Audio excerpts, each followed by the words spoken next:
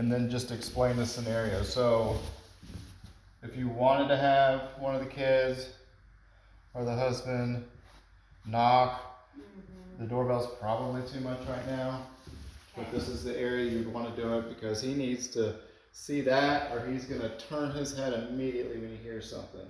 At least he's going to be able to see without moving his head, so you can keep staying in front. So, bear down, stay. So the doorbell's not ringing, there is no distraction, so I'm going to make him do a little bit more. And in this case, bear, here. Down, down. So he's too far. Down. Good boy. So we had to do all of that because there's no distraction. If there is distraction, you make him do less because all you want to do is gain and maintain his focus. Okay. So in the beginning, it's just keep looking at me and don't move anywhere. Literally. And then that's it. So that's okay. So you were talking about the crate. And so it'll be a little like that. You're just going to go in, look at you. Hold on.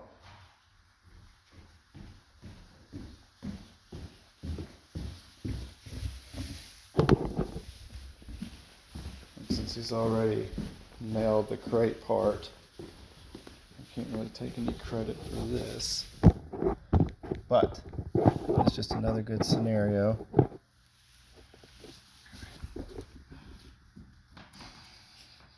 Good boy. So I didn't tell him to do it, so I probably won't reward him. Okay. But what I would want to do, because you need to be in control. That would be like him running to you after stimulation. Okay. He's like, I don't know what, I know I want this, so I'm going to do whatever it is that I can think of to get it. Even though he didn't tell me. Right. Okay, and we call it kennel, just so you know. Yes, that's right. Where are you? Okay. There. Down. Kennel. But, okay, over here, let's see if we can get you to do it right here. Okay. Down, down, stay, kennel. So good. Good boy. Good boy. Stay. Now, will he stay in the kennel? You tell him to? I mean, I don't know. So no. Probably like not. If you worked with him to stay? I don't know. I haven't worked with him on that. Okay. Yeah. So a couple of things. One, now that we know that, this is a great place to work on stay as well.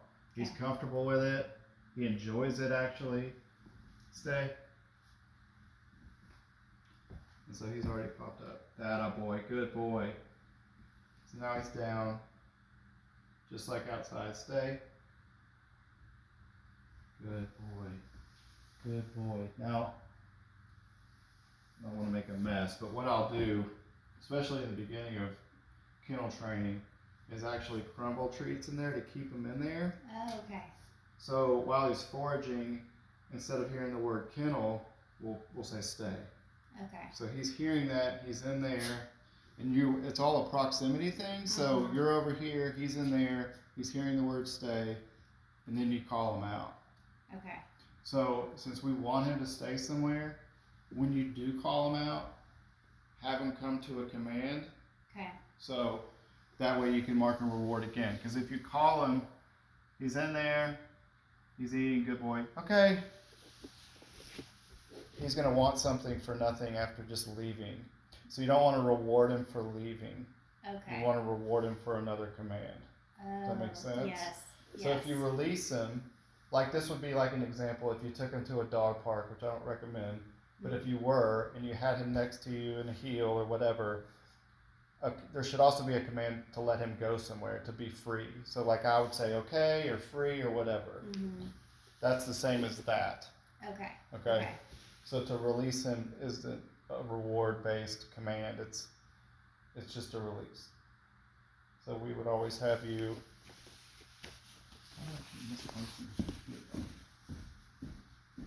Having him do something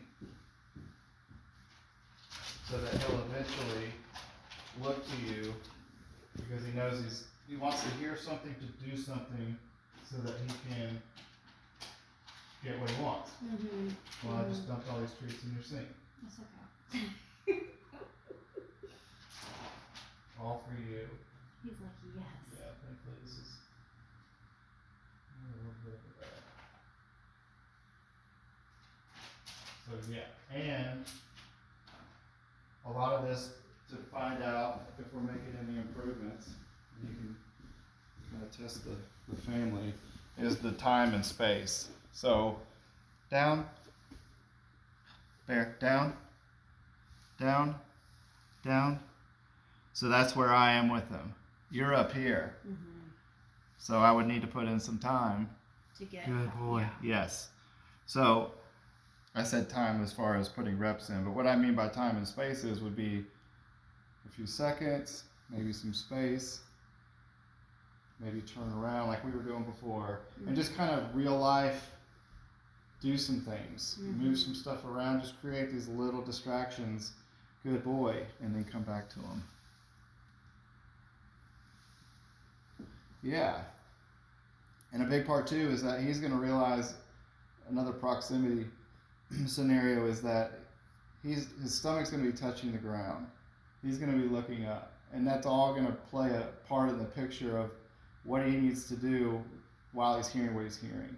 Okay. So down, down, bear, down. Highway. Stay. Good.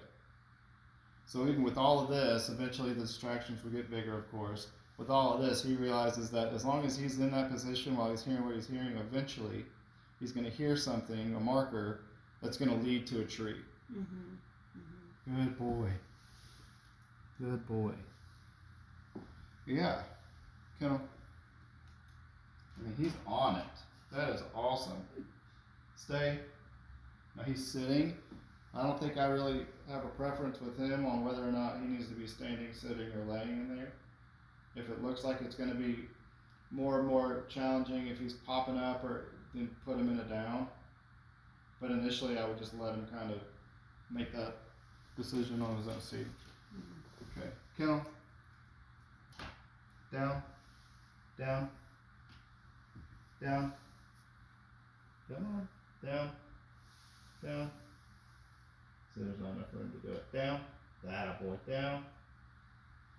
Stay. That. There you go. Stay. Stay. So it looks like this time anyway, it's going to require for him to be in a down. Some days it won't. Mm-hmm. Some days it's like you have better days than others. Right. They're like people in that way. Mentally, physically, all of it. Yeah. And then good boy. And so since down for me, for him is down here like this, Mm-hmm. to guarantee, because we want to set him up for success, to guarantee that he's going to stay in the down before you mark and reward, you got to come back down. Okay. So instead of marking up here after you come back, Mm-hmm. You gotta go back. good down. boy. Yeah, you got to go back down. Okay. Because some people are like, oh, good job. Uh-huh. And then he's out of the position while you're marking and rewarding. He needs to, you need to stay. finish it. Yeah. Okay. It's over when you say it's over. And if you end it with giving him a treat when he's like that, Right, then it's a wasted rep. Mm-hmm. So there again, I think as far as reps, and it's pretty straightforward because you've got a down, the sit, the down, I think is what he is used to. Mm-hmm. I've got a kennel, and then with the stay incorporated. Everybody doing it, you not being in the area, is going to make all the difference in the world. There's not a whole lot else except for the barking that you need to focus on. So really, like those four Yeah, will. that Be should good. take care of everything that you've Mhm. called me for. Okay. I mean, down, bear, down. Oh, you were thinking about it. Down. So I'm trying to be a little bit further away, but it's not working. Down. See, that's where I am. Interesting. That's where I am. It's like so conditioned. Yeah. He's like, no, I don't go down. He looks at me differently than he Uh-huh. looks at you. He knows what he's hearing, but it doesn't come across the same way. Stay. And I keep doing this, but it's basically to show that my progress isn't nearly as good as yours. Good boy. And then there again, you can test this. You can try and get out of his line of sight for a second. And then come back to him and mark and reward. Or get out of his line of sight and then call him. There. Down. Down. So like I have to get this up about 6 inches in front of his nose before he jumps. Good boy. But just little variations like that of simple things to get him used to responding to a command correctly and then getting what he wants out of it. And then I'd like to be here for the collar. Okay. What? This won't take very long at all because basically what we'll do is do a doorbell scenario. Mm-hmm.